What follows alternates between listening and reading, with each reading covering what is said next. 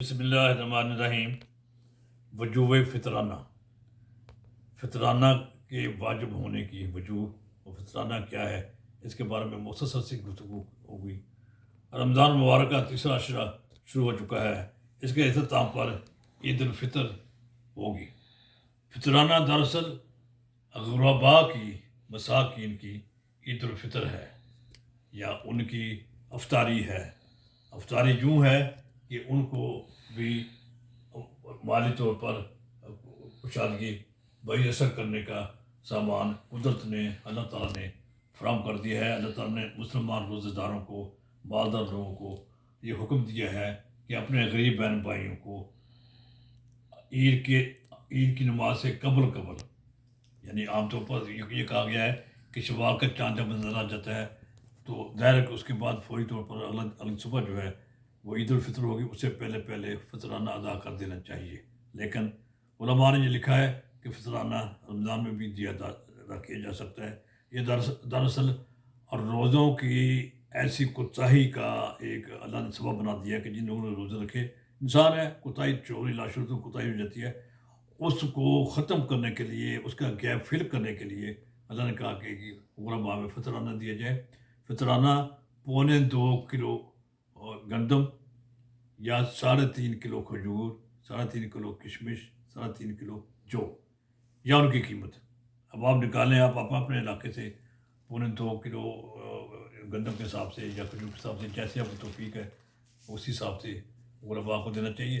اور اس میں سب گھر والوں کی طرف سے جو بچے ہیں اس کی طرف سے ان کے بچوں کو والد دے گا، جو بڑے بچے ہیں بالغ ہیں وہ کمائی کرتے ہیں ان کو بھی مشورت سے اگر وہ کہیں تو ان کے والد دے سکتا ہے۔ لیکن ایسے خواتین جن پہ یعنی جو 52.5 تولے چاندی کی باقیہ جن پہ زکوٰۃ آتی ہے یا خوشحالی، زکوٰۃ تو نہیں آتی کہ خوشحال ہے، وہ اپنا فطرانہ خود ادا کریں گی۔ ان کے فخامت شور پر ان کا فطرانہ دینا واجب نہیں ہے، وہ خود اپنا فطرانہ ادا کریں گی۔ فطرانہ ہر اس بندے پر لازم ہے، جیسے میں نے کہا، جس پہ زکوٰۃ آتی ہے۔ اور یہ اصل میں اللہ تعالیٰ نے غرباء کو بھی عید انعام میں، عید الفطر کی خوشی میں، عید الفطر کہا گیا ہے، ادھر سے افطاری ہوتی ہے، ادھر سے فطرانہ ہوتا ہے۔ اور یہ فطرت، فطرانہ، عید الفطر، افطاری، یہ سب بہن بھائی ہیں، سب ایک ہی خانوادے کے الفاظ ہیں۔ تو اس سے یہ مفہوم واضح ہوتا ہے کہ جن کی غربت کی وجہ سے جن کو کوئی بندش ہے، فطر کہتے ہیں کھولنے کو، اس کی بندش کو توڑ دیا جائے، اس کی بندش کو کھول دیا جائے، تو یہ ہے کہ ان کو خوشی میں شامل کیا جائے۔ اور یہ عید کی نماز سے قبل جو مالدار لوگ ہیں ان کو، غرباء کو، محلے کو، مساکین کو اس خوشی میں شامل کرنا چاہیے۔ اسلام کا یہ طلوع امتیاز ہے۔